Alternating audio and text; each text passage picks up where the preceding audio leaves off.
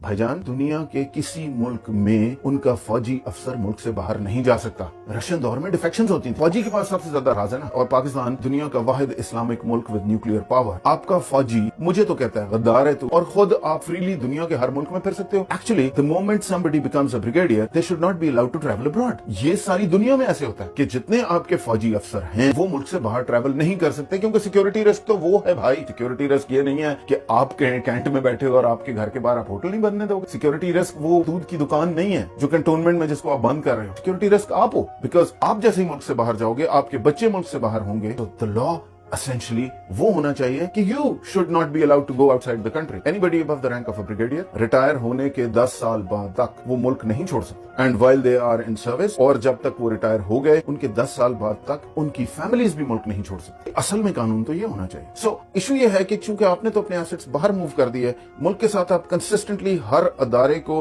आप डेवलप नहीं होने देना चाहते, क्योंकि आपने उसको अक्वायर करना है। कोई जो लैंड वाली मैंने आपको मिसाल दी, हमारी जमीनें इसलिए नहीं चढ़ सकती थी उनकी कीमतें क्योंकि कल आपने लेनी थी, अदरवाइज अगर वो डेवलप कर जाती तो। अगर उस एसडीएम में अथॉरिटी होती तो वो उस वक्त एमपी वाले को कहते चल भाई तू कौन है, किस कानून के तहत यहाँ खड़ा है, और जो कि हो यहाँ पे कनाडा में तो यही हो। सो Why am I concerned about this? मैं क्यों कह रहा हूँ कि जी ये कर्नल ज़ामिन मेरा भाई है, क्योंकि मसला ये है कि आपने तो सारे एसेट्स उठा के चले जाना है इस मुल्क से अपने बच्चे लेके। इसकी कीमत कर्नल ज़ामिन ने देनी, इसकी कीमत मेजर कामरान ने देनी है, कैप्टन इमरान ने देनी, लांस नायक अब्दुल गफूर ने देनी। एस्टैब्लिशमेंट वो चीज है जिसके सामने ना अदालत की कोई हैसियत है, न किसी अदारे की कोई हैसियत, और उसका इंटरेस्ट है कि बाकी सब डेवलप ना हो। सो उसका इंटरेस्ट है कि मुल्क डेवलप ना हो।